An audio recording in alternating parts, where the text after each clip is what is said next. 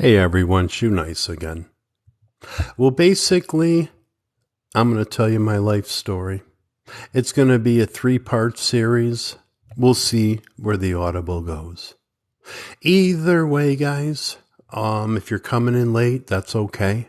I'm going to download these videos and they'll also be in video form on YouTube. Because in the end, I think my story will be one of the greatest ever told. On occasion, you'll hear me taking a sip off of some water. I can ramble on forever, but I really just want to break it up into like 3 different sections of my life. I'm not going to use real names, not going to disrespect anybody. This is all about me, and everything else was an outside entity of my destiny. Mind over matter. I don't have a mind, so it don't matter. Everybody tries to think back on their childhood and, shocking things, scary movie. We just have that memory that goes back maybe to like 3 or 4 years old. So anyways, I was born May 30th, 1969.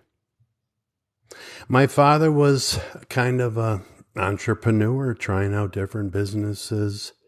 He was a tough guy in South Albany, New York, on 1st Street. Everybody knew my dad. He came from a boxing family, and his grandfather was a bare knuckles boxer. So everybody knew that dude, and he just went into one of them little fountain soda shops you see on Back to the Future. And, he looked past McFly, and he seen this hot chick, and they hooked up. Either way, they had a baby. That was my older brother. And then it came me, and I was just like, hey, what's up, world?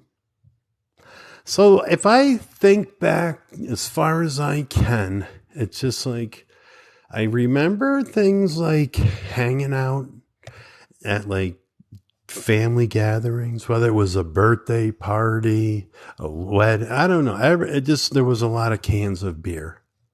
It was the Rip Tab, Schlitz, Schaefer. And my Uncle Joe that married my aunt, which was my father's sister, beautiful lady, took care of me and my brothers like it was her own. And we would just, everything was just like on Christmas. My uncle would come in the front door with a keg on his shoulder, obviously empty. But yeah, Uncle Joe would always come in. Schaefer is the one beer to have when you're having more than one. You know what I mean? So I just remember everything was beer, beer, beer. In the summer, my parents drank so much beer. We had to use their old koozies, to keep the beer cans, cold. Yeah, we used their old koozies for arm floaties in the public pool. No, I think it was Saratoga Lake. You laugh, it keep a full-grown man afloat. So either way, we're just, swimming around. I got Lysa Beach on one arm, going fishing on the other. Swimming around like Michael Phelps. Other kids with them big bulky things. Hey, I can't even reach the dance. Watch out. Lysa Beach coming through. So anyways, yeah, man, there's a lot of beer drinkers. And back then, just, an aunt would just hand you a beer. They knew it would, help you sleep at night, whatever. So we just eventually moved on, and my father would start out with these different companies, and I just remember like moving. I was born in Albany, New York, St. Peter's Hospital, tiny little thing. And now it's a huge hospital, but the picture of when I was born in it, I guess Jeff was, and then my little brother came along. So my father had 3 crazy sons. I don't know where it comes from. It wasn't like crazy, just like draw a Sharpie on the side of the neighbor's house kind of crazy. None of our Christmas toys lasted more than a week. I don't know what it was. Our cousins, they had like stacks in the basement of different years of Christmas toys. We got the Muppets one year. Yeah, Animal, Kermit the Frog. Hi, guys. And yeah, I don't know what we did to them, but they didn't last. They didn't last. I asked for a baby carriage and a baby, and me and my brothers, we went to the top of our backyard hill. And I don't know, my older brother knew where the gasoline was. So everybody, there wasn't video cameras back then. Just all the neighbors, they knew if something happened in the neighborhood, it was the Shoey brothers. We tried to keep a clean slate, but man, it was tough. So we ended up back in Queensbury, New York. We went out to Cortland, New York. I went to actually do a roof on the mall that was behind my old house as a 5-year-old. And I was just like, I was like, hey, I lived in Cortland. We're going there to work because I was a commercial roofer. We'll get to that in probably part 3. And I was just like, yeah, there it is. That old house, the old house. Oh man. I mean, this neighbor of ours, him and his wife had this beautiful train model set. I mean, you went down into his basement and he had decades of work. And I don't know, that train was coming through the tunnel. My older brother, Jeff, he just smacked the front engine and everything just went to pieces. I mean, American pickers, Frank and Mikey, they would have broke down and cried. So, yeah, my father's just like, yeah, these neighbors, blah, blah, blah. But my father was also cheating on my wife with the neighbor. It's just, we won't get into that. So we went back to Queensbury, New York. And, Queensbury, New York, top wrestling school. And me and my brothers, we're just everybody in the Shoey family, on my dad's side, we're just all dudes with huge hands. And like my grandfather, Golden Glove. So it's just in the blood to box. And someday I'm hoping I can be a TikToker that boxes. We'll call it tick boxing. Either a tick boxer, you know what I mean? So I'm just sitting there and, it's not really arguing or anything, but it seems like, my parents aren't getting along. What am I doing? I'm just like walking around the house eating strange things. To make my brothers go, ooh, I just do be doing crazy stuff. And one time my father left out his Camel cigarettes, non-filtered. And yeah, man, I literally ate like half the pack. My mother came in the living room. I don't remember that one. But I went to the hospital and she said years later, I almost passed away from a nicotine overdose. You can't eat cigarettes as a 4-year-old. So my mom was always pulling stuff out of my mouth. And then I headed off to nursery school. Now there's a nursery school picture. I'm going to have to ask somebody in the family, like my niece, because I don't talk to anybody else. But there's a picture of me in nursery school. And it was my first bully. And it was literally Mike from Breaking Bad. Quick TV reference. Look at this blue-eyed freak.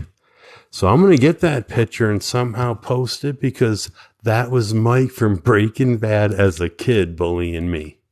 I don't know what it was, but he was my first bully and not the last. And I'm just like in our class, and I don't know, it was just Elmer's paste. Even if you took the cap off, it had a spoon right there. And just Elmer's paste. I mean, they replaced it with glue sticks now, but Elmer's paste I really love the flavor of Elmer's paste wrapped like a taco in a piece of notebook paper. And I was 5. So anyways, my uncles, they used to come over and visit. They were cool then, not anymore. But yeah, like my Uncle Squeaky, that was his name. But he always loved me and Jeff and my other brother, Matt. And they'd bounce us off the couch, boom, boom, boom. And this is my first recollection of being a kid. Now, this is the first scar I'll show you. Where is it? It's coming across here, I think. Yeah. Now that's the first scar I'll show you. And yeah, it's a whole map of my life on my head. And he bounced me off of the couch and I went into the fireplace. Now, you see how big it is on this noggin now? I was only 5. So I'm on the way to the hospital, sitting on my mom's lap, my dad driving, and she's holding on to my head. And I'm like, we don't have to go to the hospital. It's fine. I remember 5 years old saying, it's going to be okay. Go back home. Hanging out with Uncle Squeaky. And I had an Uncle Moose too. And an Uncle Ricky and Uncle Joe. But Uncle Joe was cool. He helped me out with a mortgage payment, and I haven't paid him back to this day. Maybe I did. I don't think so. So I'm just like, yo, we get to the hospital and I'm in the emergency room, and I just remember being in a bed, and this lady's like, well, we're just gonna, and I fell asleep. So I wake up, and the lady in the bed next to me, let's get that right. And I was just like, yo. And my mom's like, oh my God, it's Aunt. So my aunt was rushed to the hospital, and she's in the ER. I guess she had a stroke or a heart attack, but she came to. So my aunt's there, and I'm like, oh, everything's going to be all right. And that was the first memory I remember of being a child. And then it just, here we go. Here's why I became the legend I am today.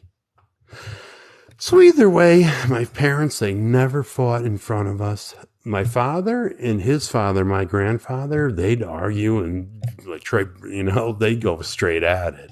But my mother and my father never argued. Now, my mom, she was just this hot, red-haired Irish lady, and she got implants, like when implants weren't even that famous. So she was a hottie. She was like 28, I think 27. And wait, hold on. Either way, she had 3 boys, me and my brothers, and she wasn't 30 yet. So my father, he's like, I can't, blah, blah, blah. And they split. Either way, skip that whole divorce scene. My mother's first apartment, she got a 2-bedroom over a landlord. You never rent an apartment over a landlord. I've learned that for years. So did my mom. So now we're like, cool. We don't have a father yelling at us. My mom, she gets us a babysitter. Me and my brother's just chilling in the one big bedroom. And my mom's she's just getting banged from child support. You know what I mean? And the neighbors were crazy. Now this is South Street, Glens Falls, right down from the hospital, thank God, because we're coming into scar number 2 on the scars that tell my life. Well, you want to see where these scars came from? So I'm just like, yo, this guy's fixing his bike. Now I'm already eating grass, and I'm just doing tricks for the neighbors. God, Jeff Wells, I remember his name. We met on Facebook, and he apologized for the hammer scar. So he was a bully and always picked on me. That was my second bully that I can remember. First was Mike from Breaking Bad, and this dude, Jeff Wells. And he's just like, yo, I'm trying to get to chain guard. So I'm literally like, we flipped the bike over upside down when all there was Schwinns. And like when you rode your bike and you crashed, you sometimes bend where the chain, connected. And the dude's like, yo, man, is it straight? And I'm like, hold on, let me look. I went down, and he came across, and he missed. He was trying to straighten out the spoke, and it, boom, hit me right there. Right there is the hammerhead of a tool he got out of his father's shed. I turned into LA Beast. Hey, have a nice day. And I just was like, yo, and blood just everywhere. I remember my mom coming down the stairs, and she didn't have a towel. She just seen this massive explosion of blood coming out of my head. So she took off her pants. And wrapped them around my head, threw me into I think it was the 1979 station wagon still, just like Chevy Chase drove in the movie Vacation. So Glens Falls Hospital, South Street, right there. I think that was the hospital I went to like 4 times for eating the cigarettes and blah. And, I had like a plaque on that hospital wall for like the dude that visited the most. So anyways, the landlord was like, oh no, you gotta go, ma'am. You're coming home 3 a.m. drunk with this street band of yours. Your sons are insane. The squirrels, the birds, they don't come around anymore because of your kids. So we had to move. So we went to South Glens Falls, English Village Apartments. Good old English Village Apartments. You know, as kids, you could walk through the woods and see a movie theater that wasn't, or drive-in that wasn't made for kids. Too funny. One day, my brother, he was like the leader. Me and my little brother, we would just chill and watch cartoons, and my older brother would be like, nah, we're going to go out and start some trouble.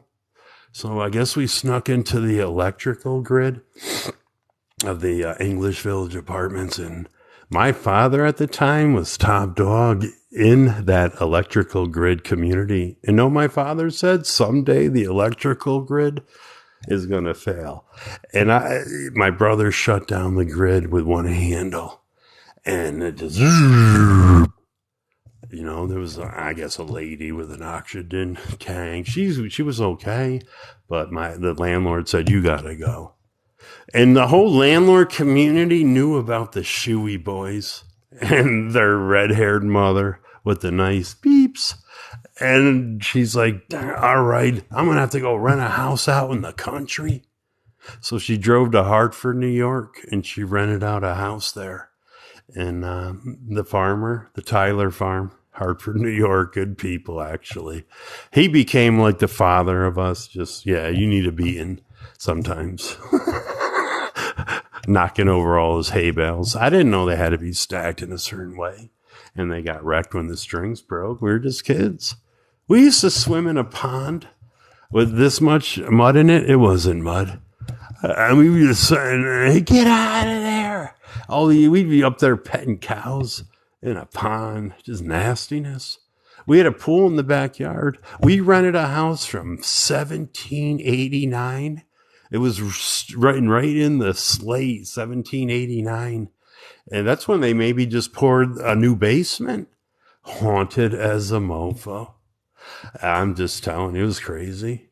So me, my brothers, you couldn't even control us on a farm. Plus they had 3 brothers across the street. We're just as crazy as us.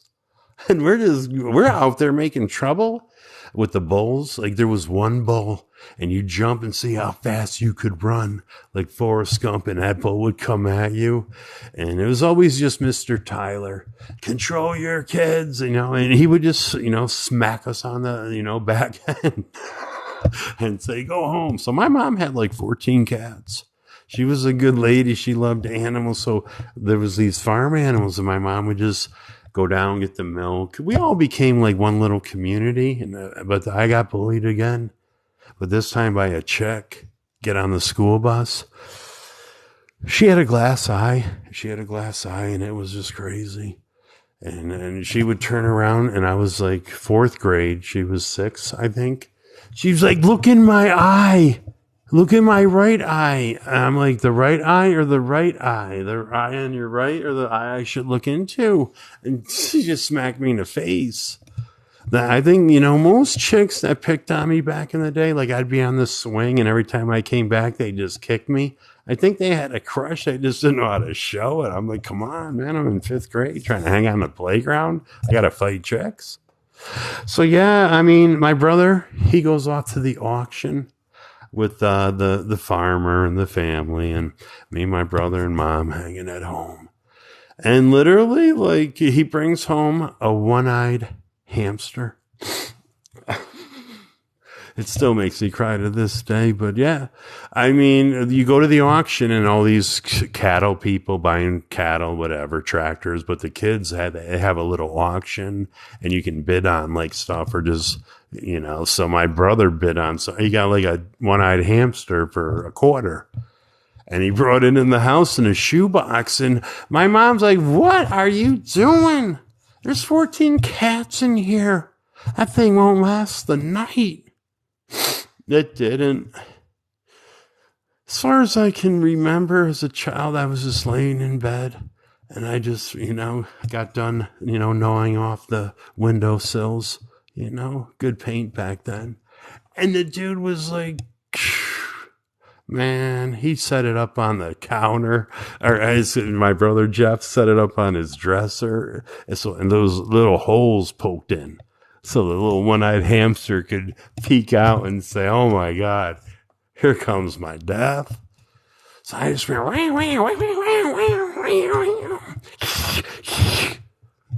mean, like 14 cats, up and down, up and down. My mom with a broom.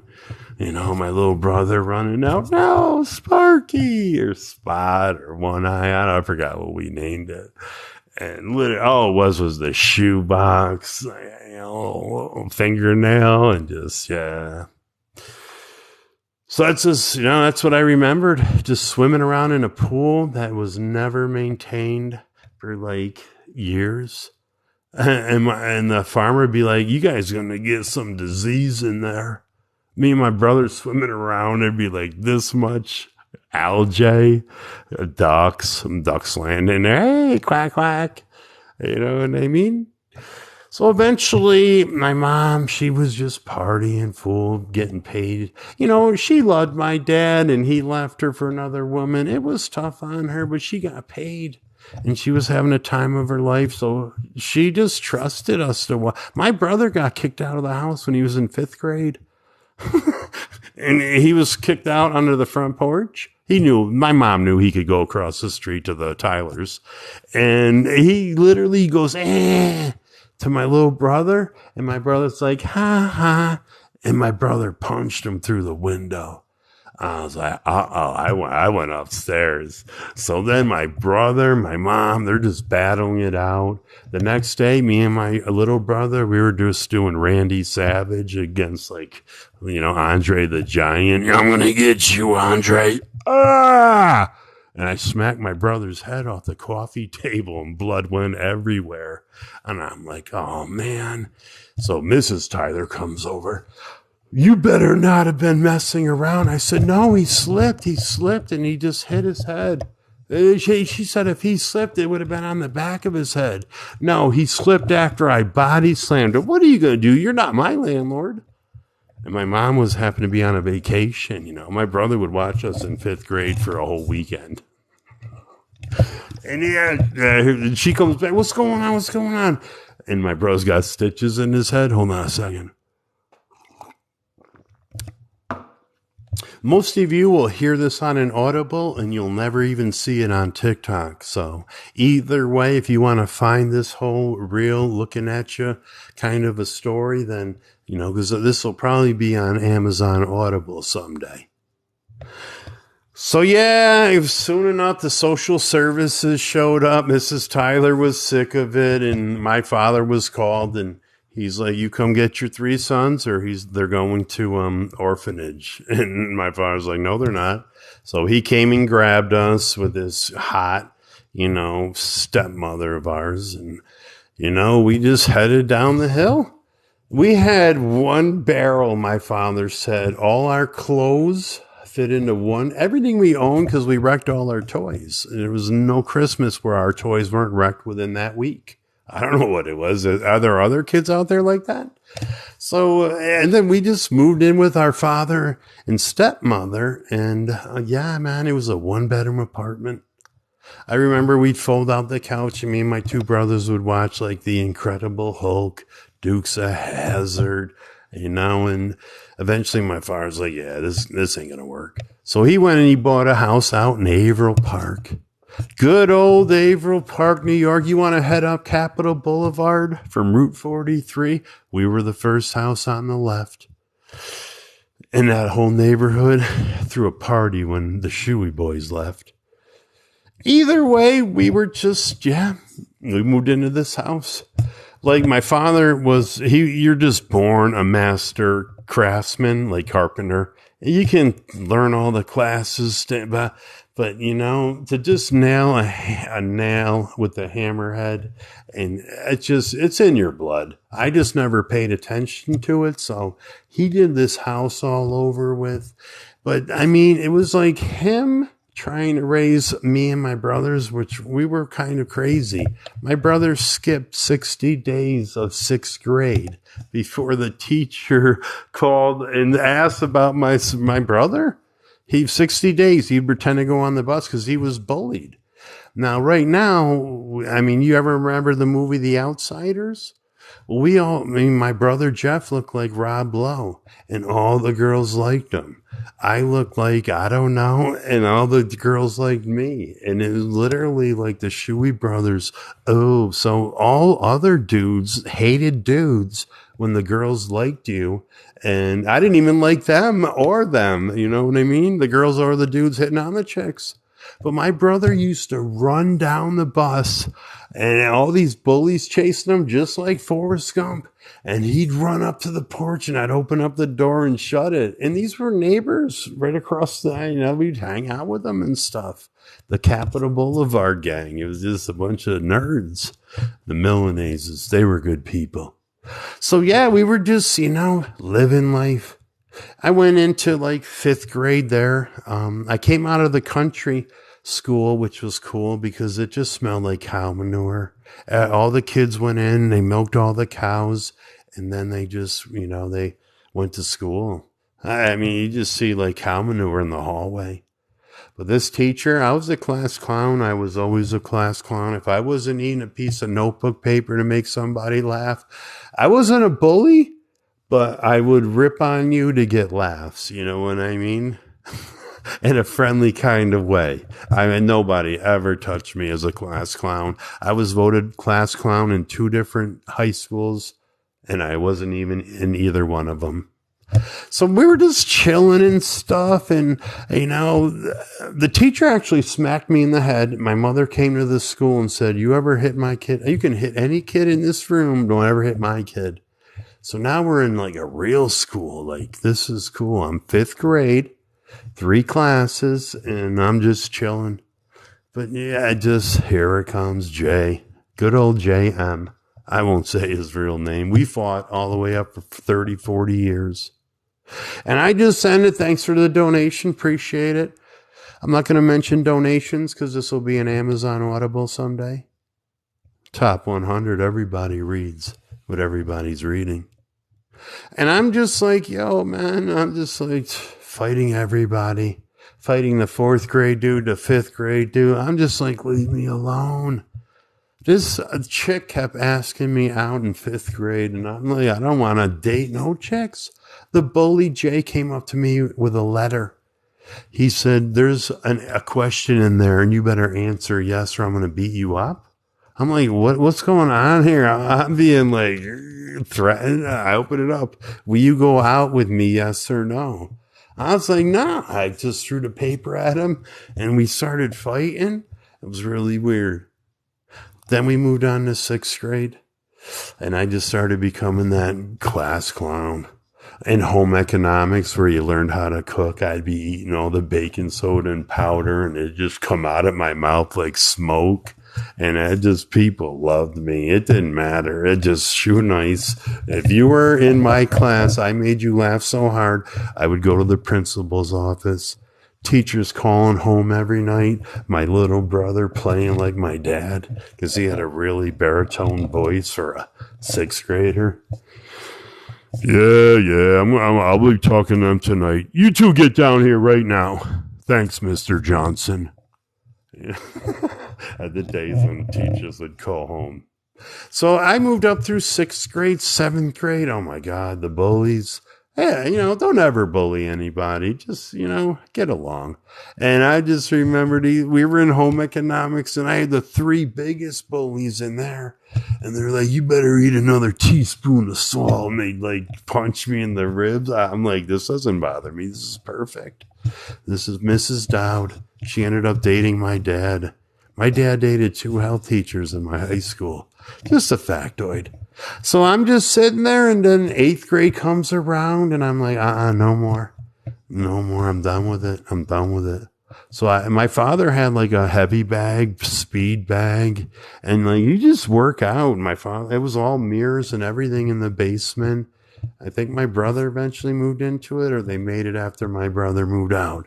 But yeah, so it was just in my blood. I was just scared to fight somebody. And I went into 9th grade, and I don't know, something changed, and I'm just a beast. And then I started wrestling, and I never lost a match. And I'm just like, yeah, this is cool. But I was always eating crazy stuff in the cafeteria. We used to put me up against the wall, and everybody would dip their old napkins into their milk cartons. You'd open up the corners, so you just stick your hand right in and make giant spitballs and just whip them at me. And I'd catch them in my mouth, or they'd slap up, and the teacher's aide would run over. But the teacher's aides were like in love with me. I wrestled with all their kids and stuff, and it's just like, sit at the table so I can look at your beautiful blue eyes, you know? And I was just like, yo, this is going to take off somewhere someday. And everybody used to say that. We started partying. And I'm just like, my best friend, he's in heaven now. He ended his life, and everything gets better. That's all I'm going to say about that. Everything does get better. I'm 53. I've been to hell and back like 10 times. So I'm just chilling, and this dude's like, yo, come on up. I'm like, dude, what do you live up above me now? Cause I didn't really hang out with the other neighbors, cause they were like goodies.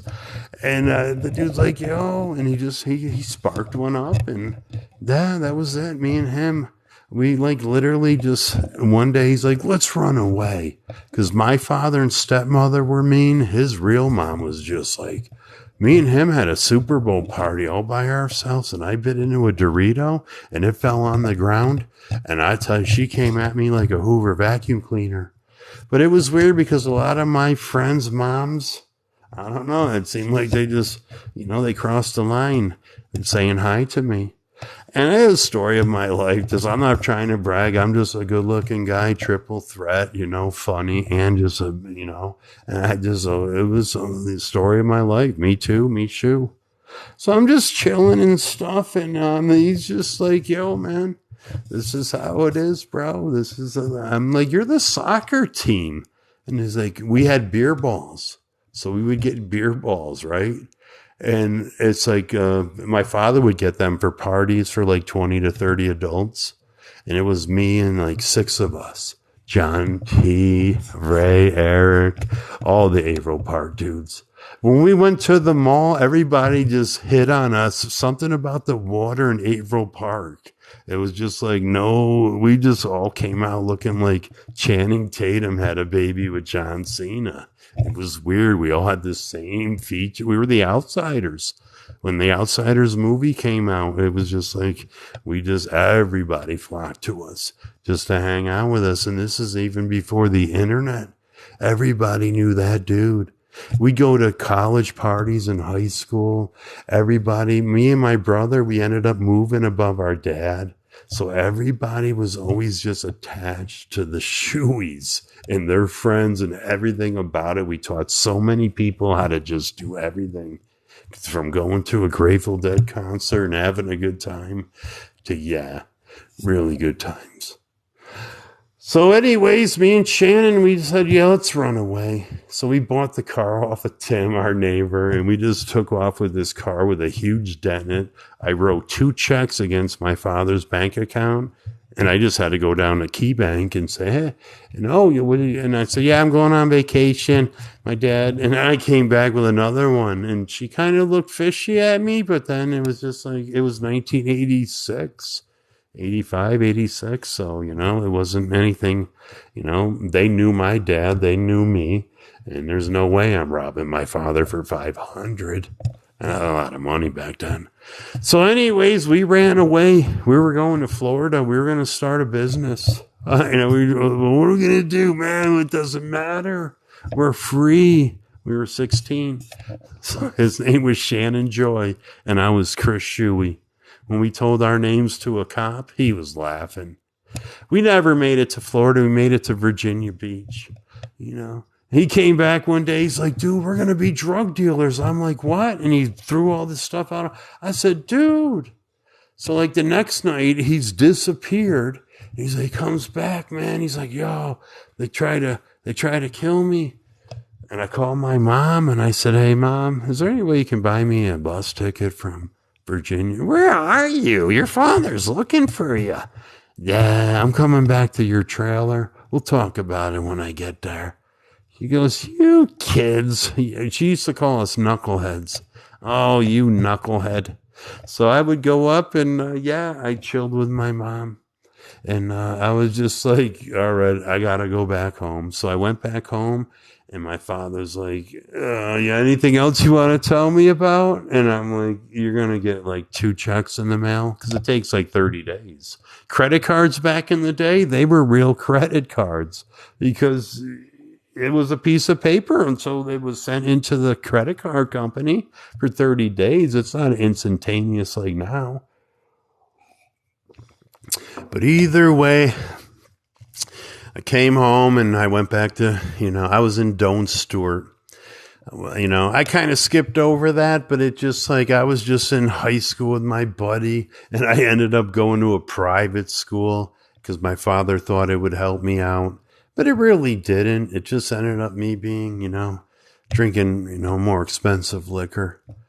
And I hung out with some of the top elite Albany, New York's kids, like just real estate mogul, just a bunch of rich kids. And here comes the Shoey brothers. Now, my brother, he went there since 9, and I switched over because prom was coming around, and like 12 girls asked me to the prom. And I'm like, I'm just going to go to a different school. So my father's like, why do you want to do this? I'm like, I just, better education, right? That's all. My father got a master's degree in statistics through night school over 15 years. And half the time was raising his crazy sons. So I'm just like, and so I go to this private school, and I'm just a class clown there, getting in trouble, blah, blah, blah. So I ended up just going, watch this, and I cut a couple of the piano strings on, this piano, and they were going to use it for a recital. I didn't know that people were coming from, across the world. Because these kids were border students, like literally. The Mexican cartel would send their daughters, and they would go off to the mall in a van to meet the Shoey brothers and whoever else we wanted to hang around with. It was always about the Shoey brothers. Everything revolved around us. We brought 4 different high schools together, and just there's been kids from that. So I'm just like, I'm just like chilling and stuff, and they go off to the recital, and we're all sitting in the audience, and they started playing, and doink. And the girl just broke down, cried, ran out of the room. I didn't think maybe she would have used that key, or I didn't even think they were going to use that piano. But the next day, I was in the discipline committee. They changed it over. They had to kick me out, and then I had to go in front of it, and they had 2 witnesses come in. Yeah, I seen him cut. I said, you know what's going to happen, right, Snitch? So I was just like, what's going to happen now? And they said, we think you have a drinking problem. I'm like, who told you this? And they're like, can you go talk to this counselor at this place? And I ended up going and talking, and my father's like, hey, we brought your luggage, and they're going to have you here for 7 weeks. I said, 7? Why? Because my mom's a drunk and I party with some. I said, whatever. I'll take this Conifer Park over. So I ended up going to rehab. I didn't know anything about acid, mushrooms, nothing. But it just, What we're going to do, guys, is we're going to stop it here. And that's going to be part 1. Heading into rehab, 1987, when I was 16. We're going to end that here, and I'm going to download this so I can save it. And always remember, part 2 of the shoe coming at you.